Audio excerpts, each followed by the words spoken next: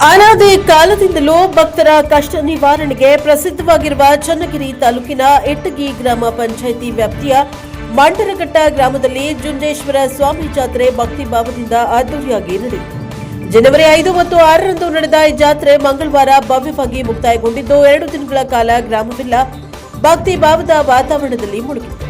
ಪ್ರತಿ ವರ್ಷ ನಡೆಯುವ ಈ ಜುಂಜೇಶ್ವರ ಸ್ವಾಮಿ ಜಾತ್ರೆಗೆ ತಾಲೂಕಿನ ವಿವಿಧ ಗ್ರಾಮಗಳಿಂದ ಸಾವಿರಾರು ಭಕ್ತರು ಆಗಮಿಸಿ ದೇವರ ದರ್ಶನ ಪಡೆದುಕೊಂಡರು.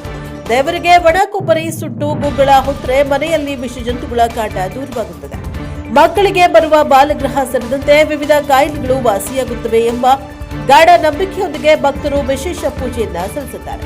ಜಾತ್ರೆಯ ಅಂಗವಾಗಿ ಗ್ರಾಮದಲ್ಲಿ ಕಾರ, ಮಂಡಕ್ಕಿ, ಬೆಂಡು, ಬತ್ತಾಸು ಹಾಗೂ ಮಕ್ಕಳ ಆಟಿಕೆಗಳು ಅಂಗಡಿಗಳನ್ನು ತೆರೆಯಲಾಗಿದ್ದು ವ್ಯಾಪಾರದಲ್ಲಿ ಭರ್ಜರಿ ಚಟುವಟಿಕೆ ಕಂಡುಬಂದಿತು.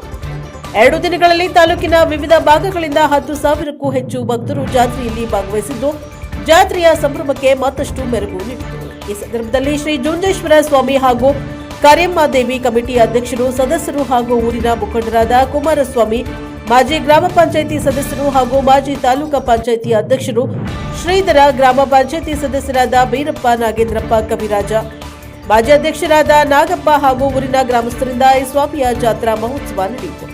ಭಕ್ತಿ ಭಾವ, ಸಂಪ್ರದಾಯ ಮತ್ತು ಜನಸಾಗರದ ನಡುವೆ ನಡೆದ ಜುಂಜೇಶ್ವರ ಸ್ವಾಮಿ ಜಾತ್ರೆ ಗ್ರಾಮೀಣ ಸಂಸ್ಕೃತಿಯ ಜೀವಂತ ಚಿತ್ರಣವಾಗಿತ್ತು. ಬ್ಯೂರೋ ರಿಪೋರ್ಟ್ ದೇವರಾಜ್ ಕೆನೆಯಲ್ಲಿ ಹಂಕ್ಲು, NKS ಟಿವಿ 4 ದಾವಣಗೆರೆ.